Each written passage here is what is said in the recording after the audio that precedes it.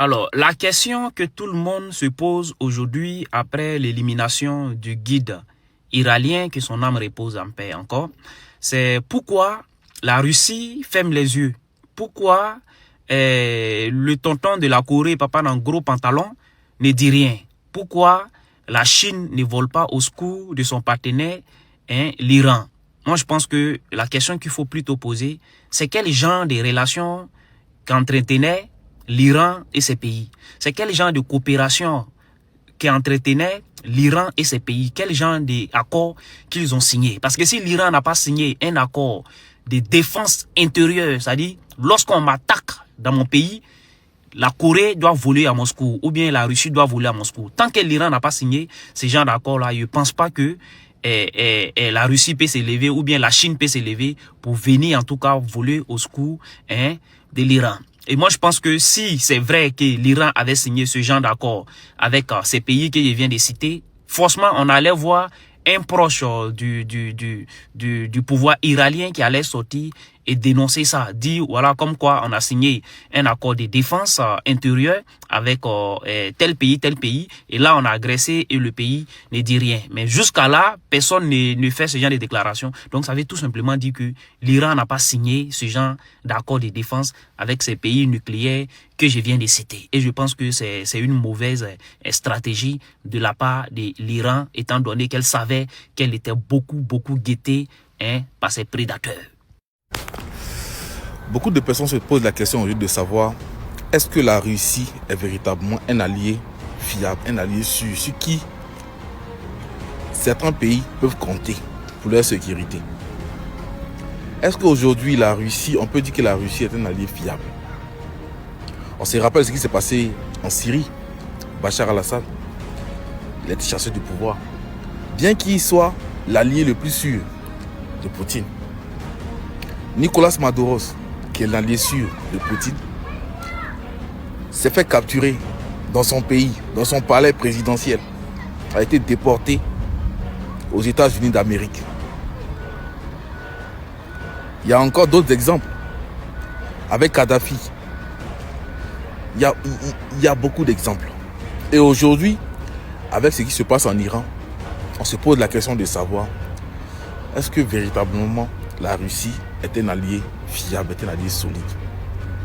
Je veux voir dans les commentaires les avis des uns et des autres. Parce que franchement, j'ai reçu un message là. Ça m'a vraiment fait rigoler. Ça m'a vraiment fait réfléchir. Est-ce qu'aujourd'hui, on peut compter véritablement sur l'aide, le soutien, comme la Russie le dit? Les déclarations que Poutine fait là, est-ce que ce sont des déclarations qui sont fiables? Est-ce que ce sont des déclarations qui sont sûres? Est-ce qu'on peut compter véritablement sur Poutine? Parce que là, ce que nous sommes en train de voir aujourd'hui, avec la débat qui a eu lieu en Iran, sans que Poutine n'ait réagi, par rapport à ce qui s'est passé avec Nicolas Maduro, avec Bachar al-Assad, avec Kadhafi et avec d'autres encore, d'autres leaders. Si jusque-là la Russie n'a pas réagi, est-ce que ça dit que la Russie est faible? Ou bien la Russie joue-t-il le jeu avec les États-Unis d'Amérique pour gagner? Les services de renseignement américains viennent d'annoncer qu'ils vont renforcer la sécurité autour du président américain Donald Trump. Oui, à cause de l'escalade qui se passe entre l'Iran et Amérique et puis Israël.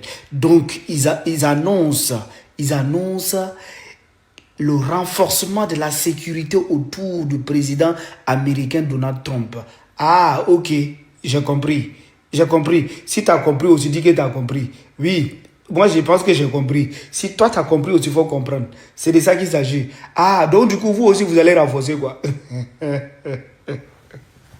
Ouais, l'Iran c'est l'homme aussi, hein. Tiens. Ah, vous allez renforcer, non? Ouais, l'Iran c'est l'homme. La famille n'a rien à dire. Merci beaucoup, abonnez-vous. Toutes les bonnes nouvelles arrivent par là. Donc, mets ton doigt, tu t'abonnes pour ne rien rater. Ouais, vivement que la paix revienne. La paix, rien que la paix, c'est ce qu'on souhaite. Merci. Le président des États-Unis répète sans cesse que son armée est la plus puissante du monde. Mais même l'armée la plus puissante du monde peut parfois subir un coup si dur qu'elle ne puisse plus se relever. Ils disent « Nous avons envoyé un porte-avions vers l'Iran ».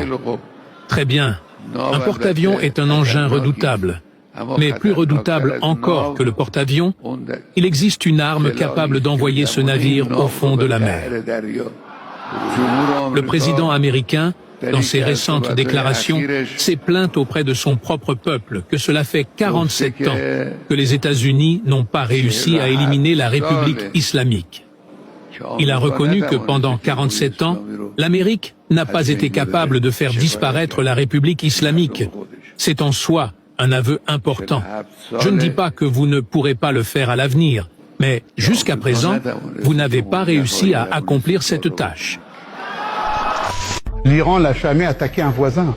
Israël a attaqué à plusieurs reprises ses voisins. L'Iran a signé le traité de non-prolifération. Israël a refusé de le signer.